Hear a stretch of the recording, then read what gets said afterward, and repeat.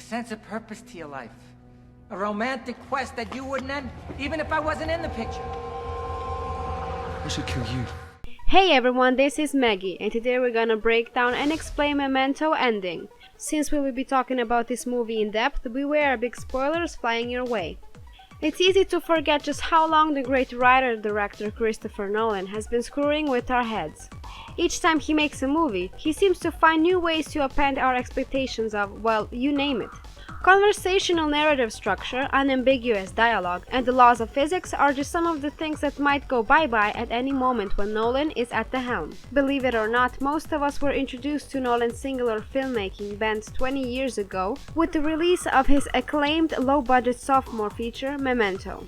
It's a film so widely inventive, elegant in its construction, and narratively diligent that even 2 decades later, it plays like a breath of fresh air, teasing the brains of even those viewers who have seen it 20 times.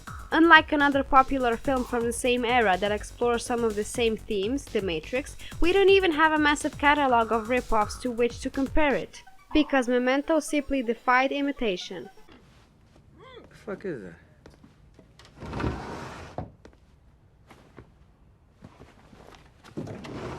What the fuck is that? The flick starred Guy Pearce as Leonard Shelby, a former insurance investigator with an interesting condition, anterograde amnesia, which prevents him from forming new memories. Every 10 minutes or so, Leonard's brain hits the reverse switch, which complicates his single-minded mission to find and kill the man who murdered his wife and left him brain damaged. The 2 central figures helping Leonard, Natalie and Teddy, are portrayed by Carrie-Anne and Joe Pantoliano respectively.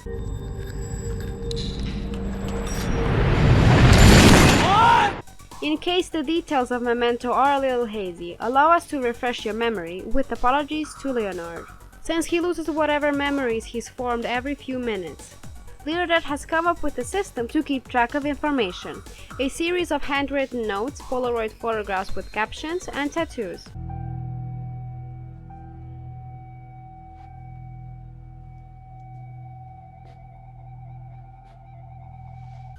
Memento is presented in 2 sets of alternating segments. The first is a black and white narrative in which Leonard discusses his case with an unseen party on a telephone in a hotel room. The main story, on the other hand, is in color and runs in reverse, that is, each successive scene happens chronologically before the last one. This helps force the audience into Leonard's frame of mind in that we don't know what happened before whatever scene we're currently watching because Nolan hasn't shown us yet. So I see. My name's Teddy. I guess I've told you about my condition. Only every time I see ya. Come on, I'll buy you lunch. In the opening scene, which is the only one that actually runs in reverse, we see Leonard shoot and kill Teddy in an abandoned building, taking a photo to remind himself of what happened. In the main narrative, the first thing we see is Leonard getting a tattoo of a license plate number. Teddy is introduced shortly thereafter as a friendly and helpful figure, but Leonard has a Polaroid of him with the caption, "Don't believe his lies." We do come to see that Teddy isn't exactly trustworthy. Near the film's end, remember the chronological beginning of the story? He manipulated Leonard into killing local hustler Jimmy. Teddy, however, isn't the only one manipulating our hero, as we also see Jimmy's girlfriend Natalie use him to get rid of a local drug dealer named Dodd.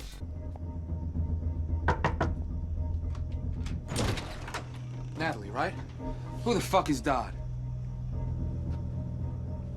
Ultimately, Natalie is the one who supplies Leonard with a trace on his license plate number, which leads him to John Edward Gamble, Teddy's real name. This, of course, seals Teddy's fate, which we saw in the film's opening, but did Leonard really get his revenge? Do you know him? No. But his face on his driver's license looked really familiar. I think he's been in the bar, maybe. Leonard says that his final memory is of his wife dying and we see the crime, but a story that he tells the mysterious party on a phone in the black and white sequences is actually crucial to the main story, as it throws into question whether said crime even happened. Leonard tells the story of Sammy Jenkins, a man with anterograde amnesia whom he met in the course of his job. Leonard had denied Jenkins's insurance claim on the grounds that his condition couldn't be proven, causing his wife to take matters into her own hands. She did so by requesting that Jenkins give her multiple successive insulin shots, killing her but proving that his condition was real.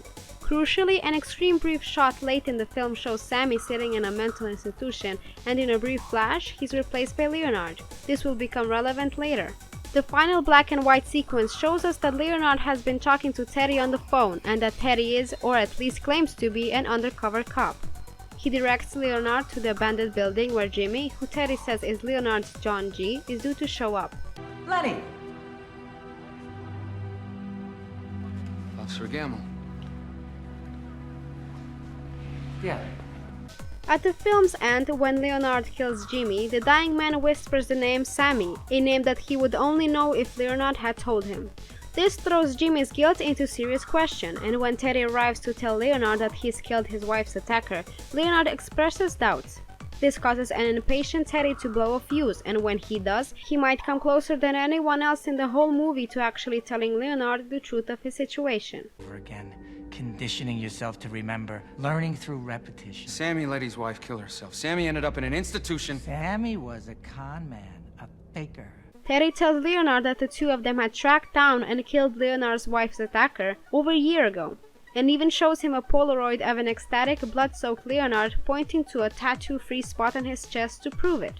He tells Leonard that, despite this, the memory refuses to take, so, with plenty of shady John G's out there in need of some street justice, Teddy had simply continued helping him.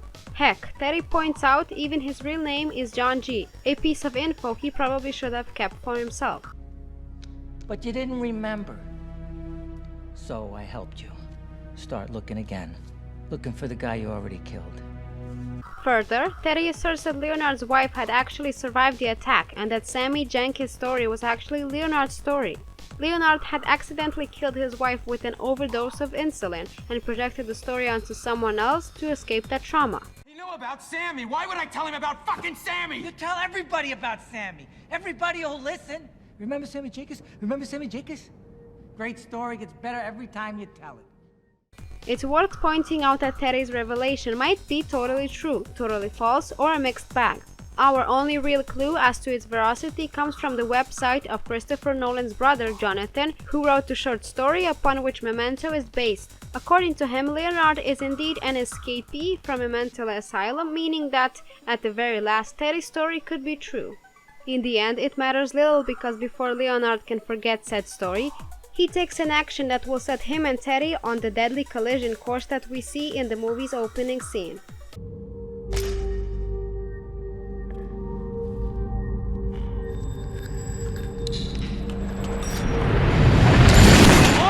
Before we continue, be sure to subscribe to our channel and ring the bell to get notifications about our latest videos. In Memento's final moment, Leonard makes a decision as Teddy drives away. "Can I just let myself forget what you've just told me?" his narration asks. "Can I just let myself forget what you've made me do? You think I just want another puzzle to solve, another John G to look for?" Taking out his notepad, he writes down Teddy's license plate number, "You're John G," his narration intones. "So, you can be my John G. Do I lie to myself to be happy? In your case, Teddy, yes, I will." Those last two sentences are absolutely crucial. Leonard is lying to himself, he knows it. He's pissed at Teddy for manipulating him, and in that moment he makes up his mind that if he's going to be manipulated, it's going to be at his own hand and not that of anyone else. What's more, those who try to use him to their own ends will pay. Remember, Leonard's righteous fury never dies down. He doesn't experience the passage of time, so the memory of his wife's murder, even if it never happened, is always fresh. He knows that whatever revenge he achieves may be hollow, but he doesn't care. At the moment, he decides to frame Teddy for his wife's murder. He acknowledges this. As long as he thinks he's won, he's fine. Even the memory of his victory, like all of his memories, will fade away. Maybe he should get a tattoo. I have to believe that when my eyes are closed, the world's still there. Do I believe the world's still there? Thanks for watching, everyone. Please make sure to give the video a like and subscribe with that bell on to get notified as soon as one of our videos comes out.